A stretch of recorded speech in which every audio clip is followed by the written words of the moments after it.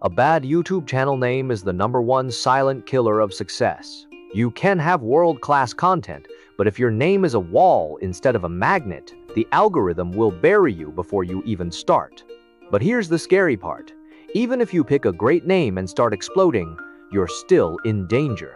If you don't protect that name properly, you're just building a house on someone else's land. Today, a specialist is showing you the naming blueprint. How to pick a name that generates clicks, and the sure legal steps you must take to make nobody can ever take it away from you. Hey everyone and welcome! So you're here because you're staring down one of the biggest and, let's be real, one of the most nerve-wracking parts of starting on YouTube, picking that perfect channel name. It's a huge deal, so let's get into it, because getting this right from the jump can literally change everything for you. It really does feel like a ton of pressure, right? You're trying to capture your whole personality, your vibe, what your channel's even about, all in just a couple of words. It's a massive decision, so if you're feeling a little overwhelmed, trust me, you are not alone. You might be thinking, come on, it's just a name. But is it? What's the real difference between a great name and one that's just kind of mad? The answer's probably a lot bigger than you think. Yeah, see, this is why it's so important. Your name isn't just some label you slap on your page. It is the absolute foundation of your brand. It's the very first thing people see. It plays a huge role in whether people can even find you in a search. And, as we're gonna see, it can become your most valuable asset if you play your cards right. So, to get you from that feeling of being totally stuck to having the perfect name, we've got a super clear 4-part game plan. We're gonna start with the creative stuff, move it to some must-do reality checks, and then finish up by showing you how to protect your brand for the long haul. All right, let's dive into the fun part, actually coming up with the name. This is where we get to brainstorm, play around with ideas, and build a solid list of contenders. You know, there are a bunch of ways to find a great name, but they usually fall into one of 4 buckets. You can mix your topic with your personality, which is perfect if you're the face of your channel, or you could get clever with some wordplay to be more memorable. You could also focus on the benefit you're offering, which is golden for how-to or educational stuff. Or, hey, you can just use your own name, a classic move for building a personal brand. Okay, this first strategy is super powerful. Why? Because it tells viewers 2 things at once: what your channel is about and who's behind it. It puts a human face on your content and builds that personal connection right from the start. And MKBHD is the perfect example of this. Seriously, he could have just called his channel Tech Reviews, right? So boring. But MKBHD instantly feels like a high-quality personal brand that is completely tied to him. It's descriptive, but it's also personal. That's the sweet spot. Now, if your style's a little more witty or clever, wordplay is going to be your best friend. A really good pun or a smart mashup of words can make your channel name totally unforgettable and tell everyone what your vibe is instantly. I mean, come on, how smart is this? Veritasium is a portmanteau, which is just a fancy way of saying he's smushed 2 words together. It sounds super scientific and official, but that clever wordplay makes it one of a kind. It promises you the content is going to be just as smart as the name.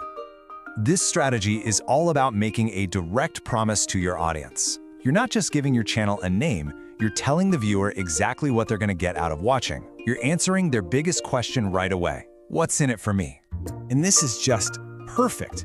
The name itself is something people are literally typing into the search bar. It's a question, a promise, and a call to action all rolled into one. If you want to learn how to bake amazing cakes, you're clicking on that channel, no questions asked. It's so clear and so effective. Okay, so you have a name, you love it, it feels right, and you are so tempted to just lock it in and go. But wait, stop. This next step is absolutely crucial, and skipping it can cause massive headaches later on. First, let's clear up something that trips a lot of people up. Your channel name is not the same as your handle. Your channel name is the big title everyone sees, but your handle, the thing that starts with an @ is your unique address on YouTube. No 2 channels can have the same handle. It's what people use to tag you, and it becomes part of your channel's URL. So you need both a great name and a great handle that matches. This is what I call the availability gauntlet, and you have to run your potential name through it. Step 1, search YouTube. If there's already a huge channel with that name, just drop it, move on. Step 2, check all the big social media sites. You want that same name everywhere for a consistent brand.